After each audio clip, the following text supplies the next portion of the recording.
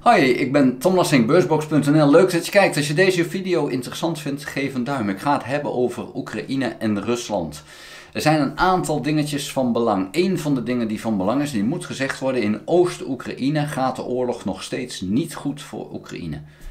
De Russen blijven op meerdere fronten toch grondgebied winnen. Nou, wat doet Oekraïne om dat tegen te gaan? Ten eerste natuurlijk bij Koersk. Daar is nog steeds heel veel aan gevechten bezig. En dan moet je eigenlijk zo zien dat het daar niet gaat om de grond. Het gaat daarom om de beweging die er wordt gemaakt. Dus als de Russen aanvallen, dan verdwijnen de Oekraïners om dan ergens anders weer aan te vallen en de Russen te verrassen. Het gaat daar dus niet om het grondgebied. Dat moet je vooral ook zo niet doen. Dus als de Russen zeggen: we hebben 10 dorpen veroverd, hartstikke mooi, leuk voor jullie. Maar daar ging het dus daar niet om. Nou, een van de andere dingen die Oekraïne doet is vooral munitiedepots raken. En afgelopen nacht zijn er verschillende munitiedepots geraakt. Er was er in ieder geval eentje in Toropets. Daar is een munitiedepot geraakt waar raketten lagen. S-300, S-400, Iskander en Noord-Koreaanse raketten. En wat er gebeurde was dat die dingen daadwerkelijk rondvlogen. Dus er is rond dat depot is er het een en ander neergekomen. Er zijn verschillende dorpen geëvacueerd omdat die raketten alle kanten op vlogen. Maar dat heeft dus de Russen best hard geraakt.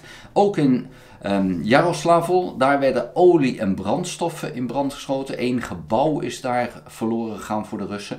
En in Mariupol is een munitiedepot ook geraakt. Nou, dat zijn dan toch aanvallen waar Oekraïne de Russen behoorlijk pijn mee doet. Want dat zijn voorraden munitie die Oekraïne dan in ieder geval niet meer gaat krijgen dat ze verschoten worden. Voor de Russen is het een vervelende zaak, want dat was met veel moeite aangevoerd en nu moeten ze dat weer gaan aanvullen. Maar ja, Oekraïne, een goede zaak dat ze zo doen. Daar win je de oorlog niet direct mee, maar het put de Russen wel voor een flink deel uit. En dat is dus nu gaande. Om dat tegen te gaan heeft Poetin aangegeven dat het leger 180.000 man groter mag worden. Dat betekent niet dat hij 180.000 man heeft, want het leger verliest er iedere dag 1000. Maar het leger mag nu mensen aannemen en dan mag ze blijven doen met 180.000 man meer.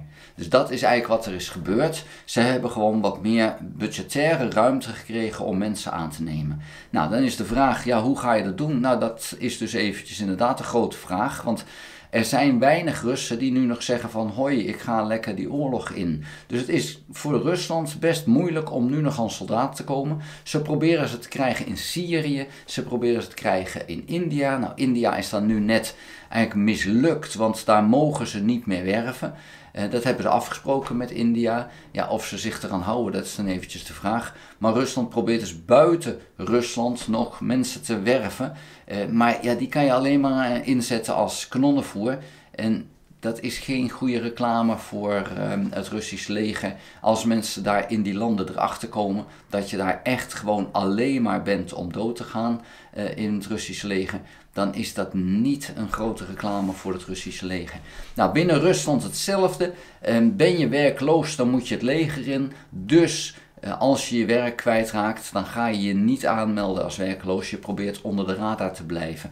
En Rusland heeft, net zoals Oekraïne, gewoon een probleem om dat leger gevuld te blijven krijgen. Oekraïne heeft dan een extra probleem dat ze nog altijd 10 brigades hebben van soldaten die zijn opgeleid, maar die niet het materiaal hebben waarmee ze ingezet kunnen worden. Dus voor Oekraïne is het niet: we hebben nu direct een tekort aan soldaten, maar voor Oekraïne is het: we hebben een tekort aan materieel om die soldaten die we al klaar hebben gestoomd, om die in te kunnen zetten. Nou, wat ze dus nu doen, is die soldaten eigenlijk verdelen over andere brigades, zodat als daar mensen tekort komen, dan vullen ze het aan. Maar ze willen ze wel zoveel mogelijk intact houden om, als er dan toch materiaal komt, om die brigades los in te kunnen zetten. Dus in die zin is het dan toch wel belangrijk dat ze een aantal brigades nog in reserve houden. Maar mooier zou het zijn als die gewoon van materiaal voorzien zouden kunnen worden en ingezet kunnen worden. Want ja, het is nu dat Rusland alles op alles zet om in Oekraïne, Oost-Oekraïne, daadwerkelijk een stuk grondgebied te winnen en liefst voor Rusland dan door te breken. Dat lukt ze nog steeds niet. En voor Oekraïne is het nu zaak om die Russen zoveel mogelijk tegen te houden. Er is nu regen. in Oost-Oekraïne. En het is alleen de vraag, is dat al voldoende om dat front redelijk tot staan te brengen? Daar is wel veel regen voor nodig om die grond verzadigd te laten worden van vocht, zodat je er eigenlijk met een voertuig niet meer doorheen komt, dat je zelfs lopend er amper nog doorheen komt. Nou, zover is het nog lang niet. De eerste regen is er, maar er moet nog heel wat meer komen, wil dat het front bevriezen. Nou, daar wil ik het voor nu bij laten. Vond je de video interessant? Geef een duim. Heb je nog geen abonnement op dit kanaal? Abonneer je dan. Druk dan ook op het belletje. Krijg je een notificatie als ik een volgende video gemaakt heb. Ga ook naar www.beursbox.nl. Schrijf daarin op de gratis nieuwsbrief. Dank voor het kijken. Houdoe!